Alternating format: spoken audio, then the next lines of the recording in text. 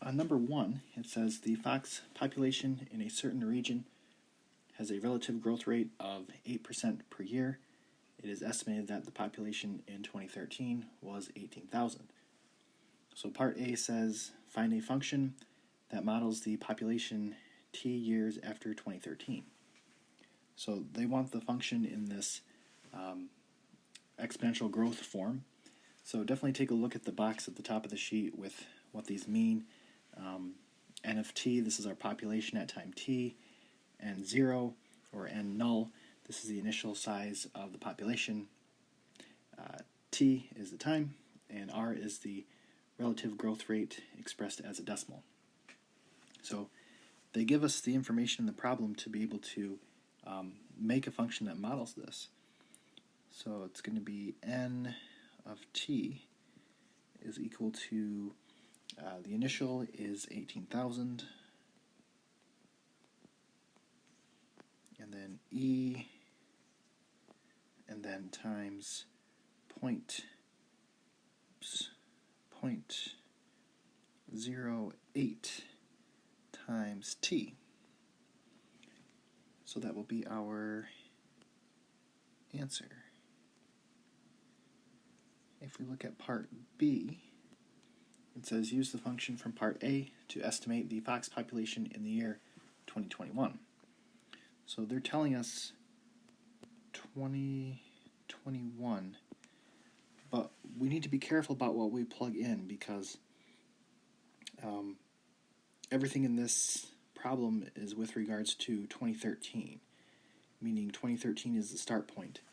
So when they tell us 2021, this actually means that they want us to plug in t is equal to 8, because 2021 is 8 years past 2013.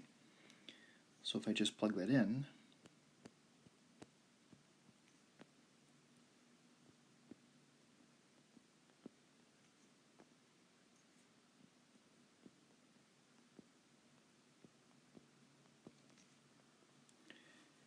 this is going to be equal to 34,137 foxes.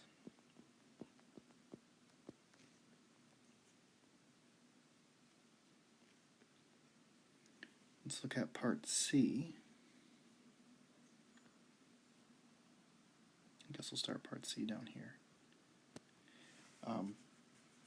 It says, after how many years will the fox population reach 25,000? So for part B, we plugged in 8 in for t. Here they're asking us what the value of t is. So we're actually plugging in 25,000 in for n of t. So it's going to be 25,000 is equal to 18,000 e to the 0.08 t. And now we have to solve this equation for t.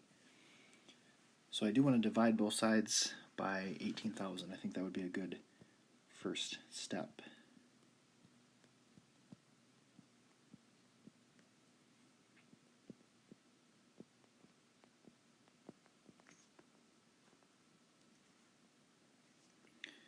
And then if I reduce that, it will reduce to 25 over 18 is equal to e raised to the 0.08 t. My next step is going to be to take the ln of both sides. So in the previous section we were taking the log of both sides. Here it's going to be advantageous to take the ln of both sides, so the natural logarithm.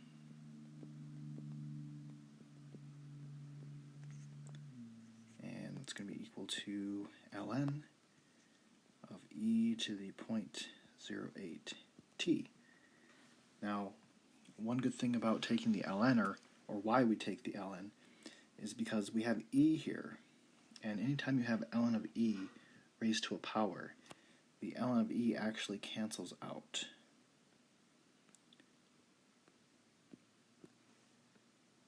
And And that's really because the e matches the base of that logarithm. So I have ln of 25 over 18 is equal to, and this is just 0.08t. So you just copy the exponent. And then I need to divide both sides by 0.08. So t is equal to ln 25 divided by 18, all of that divided by 0.08. And if we do that, then t is equal to 4.106 years.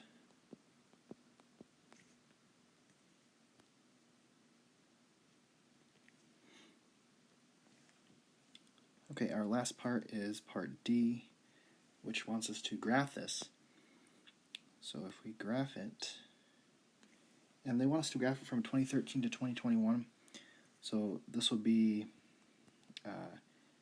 our x min will be 0, and that's 2013, and our x max would be 8, and that's because it's 2021. And if you graph it, it will look something like this.